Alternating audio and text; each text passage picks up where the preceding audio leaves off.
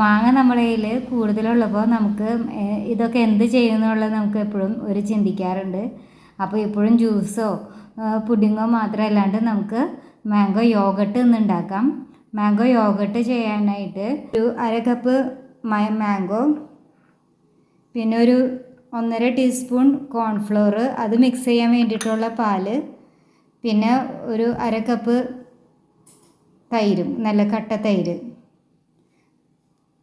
പിന്നെ ഒരു 4 table spoon പഞ്ചസാര. ഇത്രയാണ് നമ്മൾ യോഗട്ട് ഉണ്ടാക്കാൻ വേണ്ട സാധനങ്ങൾ. ഇതൊക്കെ നമ്മുടെ വീട്ടിൽ എപ്പോഴും ഉണ്ടാകുന്ന സാധനങ്ങളാണ്. അപ്പോൾ നമുക്ക് ഈസി ആയിട്ട് വീട്ടിൽ തന്നെ മാംഗോ യോഗട്ട് ഉണ്ടാക്കാം. സാധനങ്ങൾ നമുക്ക് ഒരുമിച്ച് ഒരു മിക്സിയിലിട്ട് നല്ലോണം അടിച്ചെടുത്തിട്ട് ഒരു പാത്രത്തിൽ ഒഴിച്ച് ആവി കയറ്റിയെടുത്ത നമ്മുടെ മാംഗോ യോഗട്ടാവും. ആവി ഒരു 15 മിനിറ്റ്സാണ് നമുക്കിത് സ്റ്റീം ചെയ്യേണ്ടത്. സ്റ്റീം ചെയ്തിട്ട് ഒരു 2 ഹവർ നമുക്ക് ഫ്രിഡ്ജിൽ വെച്ച് തണുപ്പിച്ചെടുത്താൽ നമുക്കടെ വീട്ടിൽ തന്നെ ഉണ്ടാക്കണ മാംഗോ യോഗട്ട് നമുക്ക് കുട്ടികൾക്ക് കൊടുക്കാം. കുട്ടികൾക്കെല്ലാം മാംഗോ യോഗട്ട് ഭയങ്കര ഇഷ്ടമാണ് കഴിക്കാൻ. മാംഗോ യോഗട്ട് നമുക്ക് ബേക്ക് ചെയ്തും ഉണ്ടാക്കാം. ഞാനിപ്പോൾ സ്റ്റീം ചെയ്യണ മെത്തേഡിലാണ് ചെയ്യുന്നത്.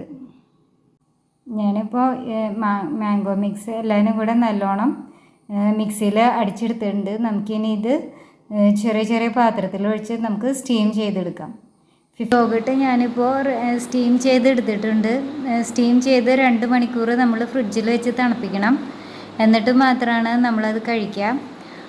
അപ്പോൾ ഇത് കുട്ടികൾക്കെല്ലാം നല്ല ഇഷ്ടവും. നമ്മുടെ വീട്ടിലുള്ള സാധനങ്ങൾ വെച്ച് നമുക്ക് ഈ യോഗട്ട് ഉണ്ടാക്കാം. നിങ്ങളെല്ലാവരും ട്രൈ ചെയ്യുക.